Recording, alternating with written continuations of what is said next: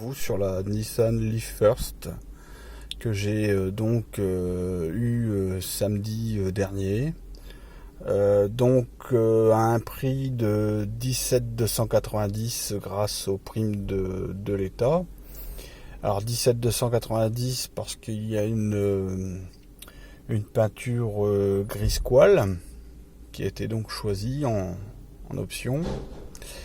Et je voulais faire un petit peu le topo avec vous parce que tout simplement à la base quand j'ai commencé à parler d'une Nissan Leaf First, généralement la plupart des gens avaient tendance à me faire comprendre que j'allais être déçu de par la bride qu'il y a au niveau de la charge et peut-être des équipements. Alors voilà, je voulais faire un petit peu le point avec vous. Alors je connais pas encore tous les équipements. Les aficionados de la Leaf auront certainement plus de facilité à définir ce qui manque et ce qu'il y a. Mais en tout cas, j'étais agréablement bien surpris avec vraiment la banane quand j'ai eu le véhicule. Bon, mis à part les petits aspects au niveau de la commande, des petits soucis que j'ai eu commercialement avec un chef des ventes. Enfin, c'est surtout vraiment le chef des ventes qui m'a déçu. Pas le commercial par lui-même parce que lui, il a été vraiment super jusqu'au bout. Voilà. Bon, donc à ce niveau-là, moi j'étais agréablement surpris. La super banane parce que et ma femme également. En fait, voici la finition intérieure, chose que je m'attendais pas. En fait, vous avez des liserés bleus avec une imitation cuir. Bon, bien sûr, c'est un simili, hein. Mais liserés bleus qui correspondent à ce qu'il y a au niveau des sièges. Et c'est pareil, les sièges, j'étais agréablement surpris. En fait, on a acheté un petit peu la voiture sur catalogue. La voiture par elle-même, on l'a forcément pas vue, hein, puisqu'elle est neuve. On avait vu un modèle qui était entre guillemets, je ne veux pas dire similaire, mais presque. Je crois que c'était la Senta, il me semble. Mais bon, on s'attendait pas vraiment du tout pour un prix comme ça d'avoir un véhicule Nissan Leaf 40 kW aussi bien fini. Moi j'ai des amis qui ont de la Tecna. La Tecna elle est effectivement bien équipée avec du cuir, etc.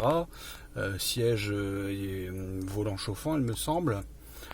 Mais là franchement ouais, j'étais quand même agréablement surpris de la finition. Je m'attendais à un tableau de bord 100% plastique. Je vois là, bon, il y a une espèce d'imitation carbone qui est assez sympathique. Moi qui suis aficionado habituellement de la ronce de noyer.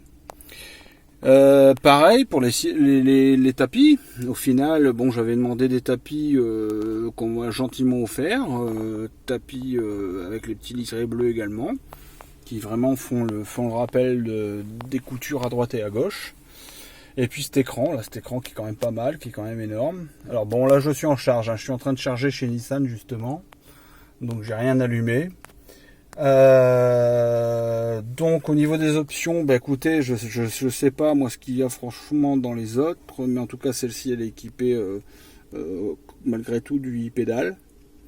Alors c'est pareil, le e-pédale c'est vraiment un truc qui m'a scotché parce que je m'attendais pas à une conduite pareille que l'e-pédale. Alors j'avais essayé bien sûr un modèle avec l'e-pédale qui m'avait déjà agréablement surpris et là je n'arrête pas de le dire à ma femme, j'en reviens pas à chaque fois, en fait on n'est vraiment pas obligé de freiner et on s'y habitue très vite une fois qu'on charge l'e-pédale, qu'on gère bien le truc. Au final vous n'avez plus besoin de la pédale de frein. Elle vous sert vraiment qu'en urgence, mais vraiment qu'en urgence, c'est vraiment bien foutu. Alors bien sûr il y a les 4 vitres électriques, je tenais à le signaler également parce que ça je savais pas non plus. En fait au final je m'étais un peu posé la question de savoir si on n'allait pas avoir un petit peu une voiture quand même au rabais, d'avoir peut-être des vitres manuelles à l'arrière, ce qui n'est pas le cas. Alors on a un frein à main à pédale style Mercedes qu'il y a dans pas mal de voitures, qu'il y avait sur l'ancienne Leaf. Parce que j'avais quand même conduit avant premier modèle de Leaf chez un de mes patrons et amis. Donc effectivement par rapport à la Tecna qu'on peut avoir actuellement, où je crois qu'ils ont à peu près à ce niveau là normalement un frein à main électrique, là on a un frein à main manuel. Bon, ma foi, moi ça ne me gêne pas du tout. Hein. Donc concernant le reste, on a quand même une détection de franchissement des lignes qui nous fait vibrer le volant. Ça c'est pas mal, mais ça peut être aussi un petit peu usant. J'ai remarqué qu'à la fin, par moment, ça me cassait un petit peu les pieds. Voilà. Sinon, au niveau donc du volant, vous avez tout ce qu'il faut avoir, logiquement. Hein. Vous avez donc ça, c'est pareil, c'est pas mal du tout. Le truc pour les distances, le contrôle des distances quand vous êtes derrière les véhicules. Donc, vous pouvez régler à 50, 100 et 150 mètres. Le régulateur de vitesse intelligent, limitateur de vitesse, bien sûr le Bluetooth, hein. Et de l'autre côté, tout ce qui est classique pour accéder au menu, au niveau du tableau de bord, le volume de l'autoradio, etc., etc. Voilà, après niveau radio, c'est du classique, hein, rien d'exceptionnel, un grand écran assez ergonomique, des boutons assez ergonomiques, une bonne finition malgré tout. Moi que j'apprécie pas mal, une climatisation automatique. Ça, je pensais pas non plus, c'est pas mal. Ça, après, c'est un petit peu révolu, mais la prise USB, l'auxiliaire, l'allume-cigare malgré tout, qui est pas mal. Alors, le petit hic, justement, par rapport à ça, c'est quand vous avez des enfants, c'est la remarque qu'on m'a fait, c'est que à l'arrière, il n'y a rien.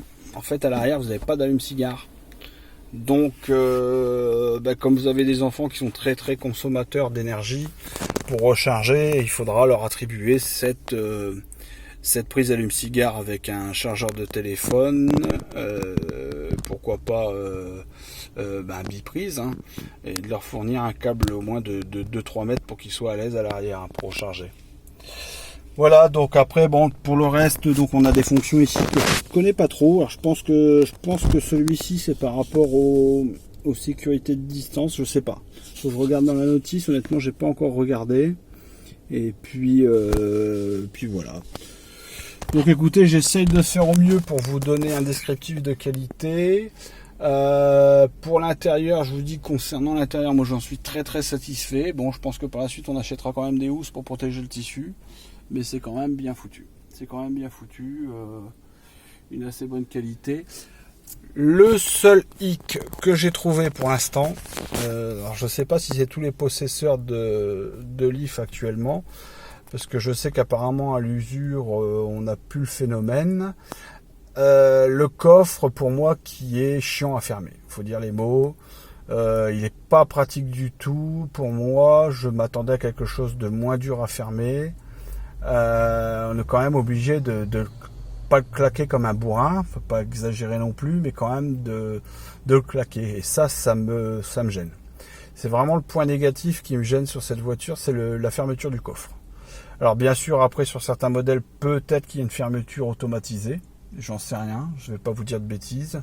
Je sais que beaucoup de marques de constructeurs maintenant font des coffres qui se ferment automatiquement. Donc si c'était une option sur celle-ci, forcément je ne l'ai pas. Je ne sais pas si ça existe, hein, à vérifier. Mais c'est vrai que de fermer à la main ce coffre, je trouve qu'il est très compliqué du fait qu'il faut le claquer assez fortement et ça m'embête. Voilà, un petit peu pareil pour le capot, mais je pense que le capot doit y avoir un petit problème de réglage. Il faudra que je revienne voir Nissan à l'occasion pour faire le point avec eux. Voilà, écoutez, j'espère que la vidéo vous a plu. Si je rencontre des difficultés ou je découvre certaines choses assez sympathiques, j'essaierai de refaire une vidéo régulièrement. Voilà, mais en tout cas, pour l'instant, c'est un réel plaisir de conduire en électrique. Un confort de conduite quand même assez incomparable. Et puis une qualité d'air, hein, forcément, hein.